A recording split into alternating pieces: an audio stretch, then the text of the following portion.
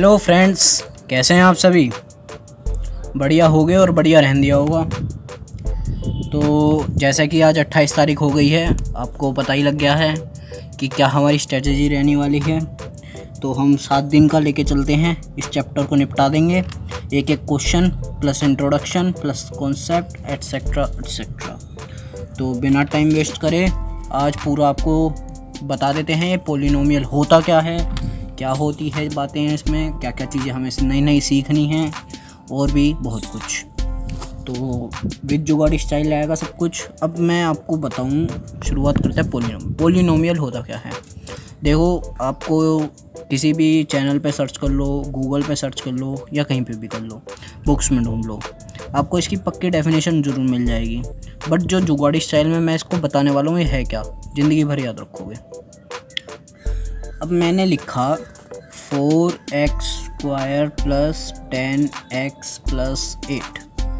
अब ये क्या है? कई लोग कहेंगे इक्वेशन, 90% लोग इक्वेशन ही कहेंगे, मुझे पता है। एक ये इक्वेशन है। अभी मैंने पूछा ये क्या है, तो ये है एक इक्वेशन। अब पॉलिनोमियल क्या है? पॉलिनोमियल को हम इक्वेशन तो नहीं कह सकते, बट जो उसकी टर्म्स से बनता है, जो उसके अंदर एक्सपोनेंट, वेरिएबल, कोफिशिएंट होता है, उन सब के मेल से, उनके ज़ीरोस से, इन सब के जोड़ से जो हमें मिलता है विद वेरिएबल एंड कॉन्सोनेंट, वो होता है पॉलिनोमियल। ठीक है, ये बात आपको समझ नहीं होगी, बट पॉलिनोमियल आप इक्वेशन के मतलब से ज़रूर समझ सकते हैं। ठीक है ना। आप सबने इक्वेशन कहा, और हाँ, जिन बच्चों ने क्वाड्रेटिक इक्वेशन कहा वो बधाई के पात्र हैं, बिल्कुल सही हैं, क्योंकि यहाँ पे डिग्री 2 है। अब ये डिग्री क्या होता है या क्वाड्रेटिक इक्वेशन क्या होता है, ये भी सब सिखाएंगे।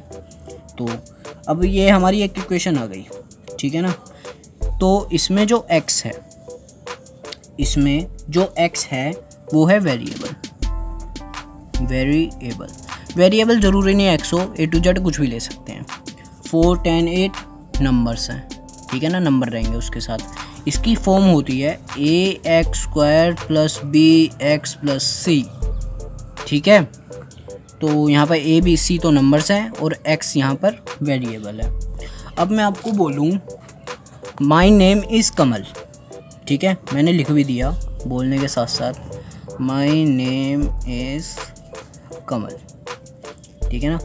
अब ये एक सेंटेंस है, ठीक है, मैंने यहाँ पे लिखा माई नेम इज़ कमल। ऐसी ये 4x² प्लस 10x प्लस 8 ये भी एक सेंटेंस ही है, बट जो सेंटेंस के अंदर माई नेम इज़ कमल, जो ये जिससे ये बना है वो है वर्ड्स।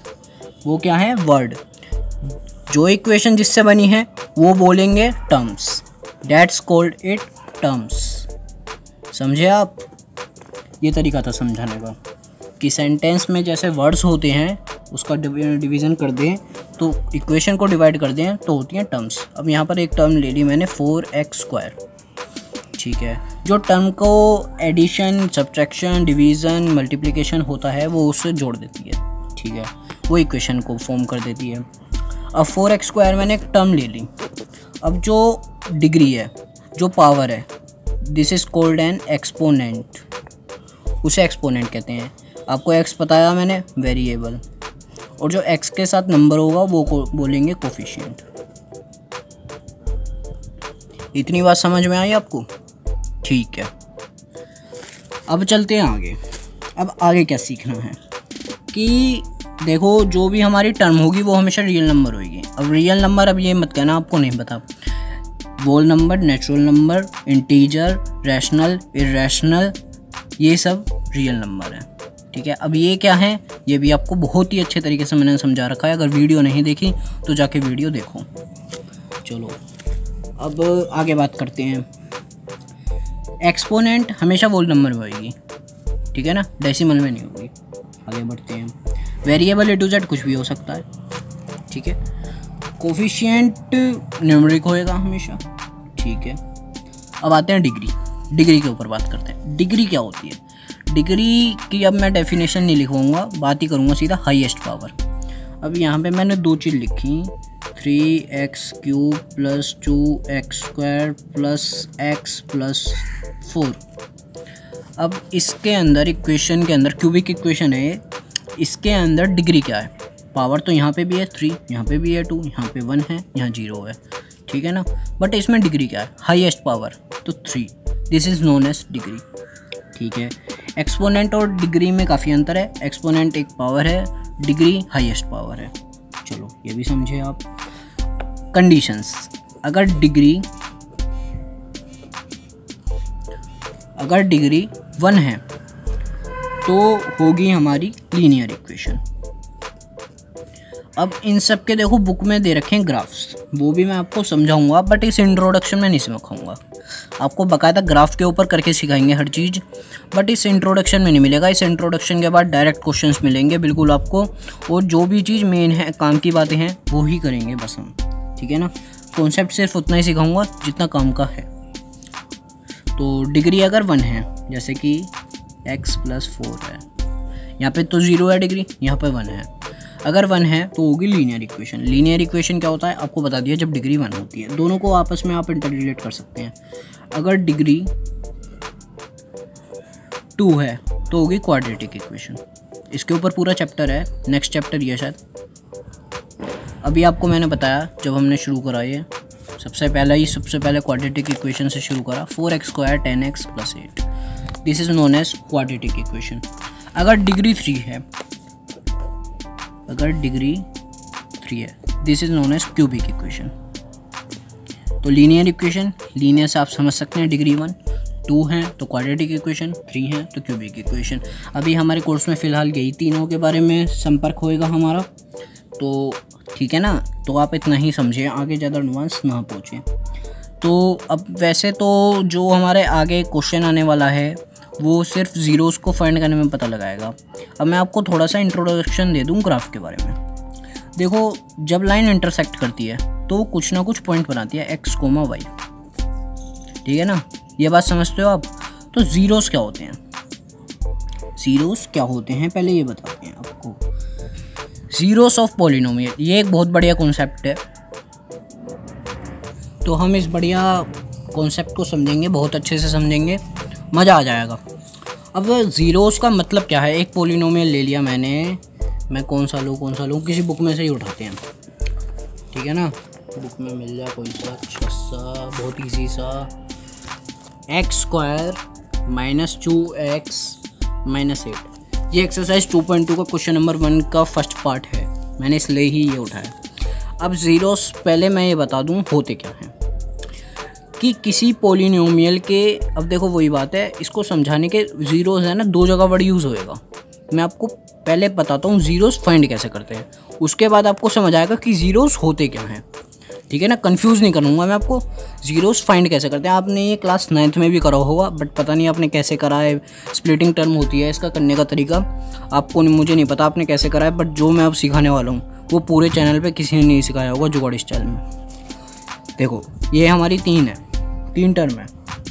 फर्स्ट टर्म को डिट्टो ऐसे उतार लो, x² विद स्पेस, जो उसके साथ का साइन है उसे भी ऐसे उतार लो, लास्ट टर्म है उसे भी ऐसे उतार लो, ठीक है ना।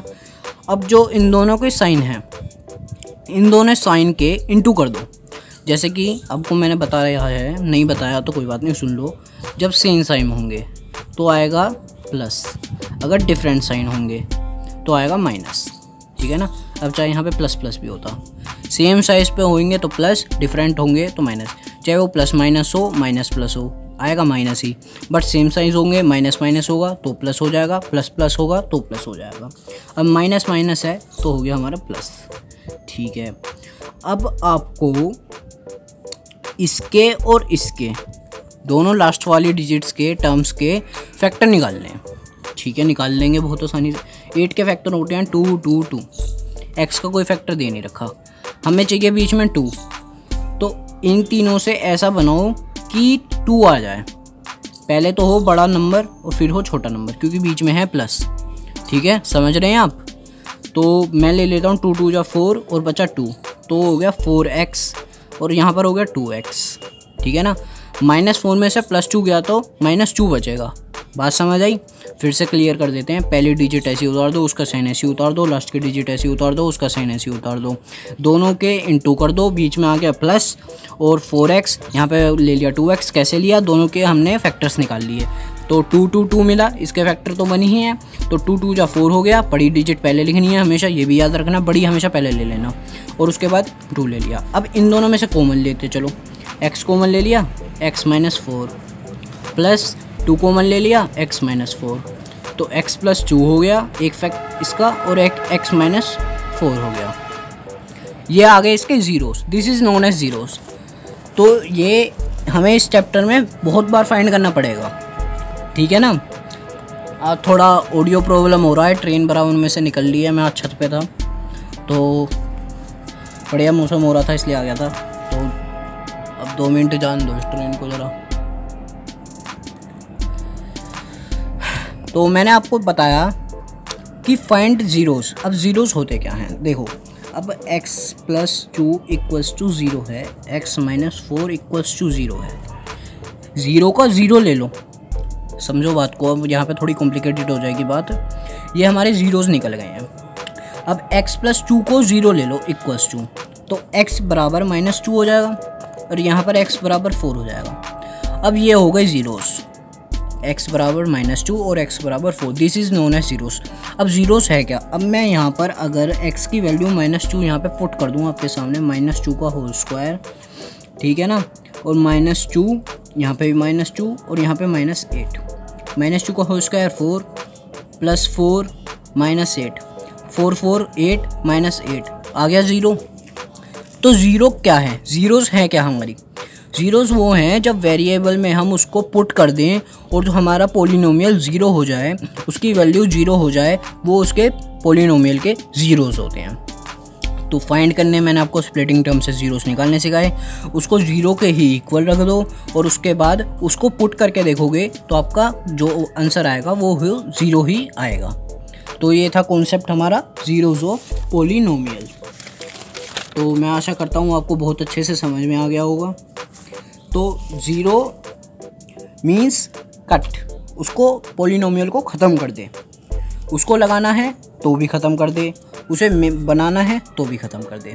तो थोड़ी बात अगर आपको अब भी समझ में ना आई हो तो हम क्वेश्चन जब करेंगे तो आपको बहुत ही अच्छे से समझ आएगी। अब मैं इसकी एक डेफिनेशन लिखवाता हूँ कि डेफिनेशन से क्या पता आपको कुछ क्लियर हो जाए। आप लिख रहे हो तो बहुत अच्छी बात है, वरना आपके सामने मैं लिख रहा हूँ। अ ज़ीरो लिखिए, आप मेरे साथ लिखिए, a zero of a polynomial is the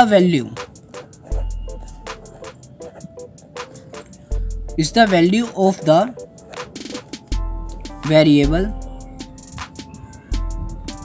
for which the value of polynomial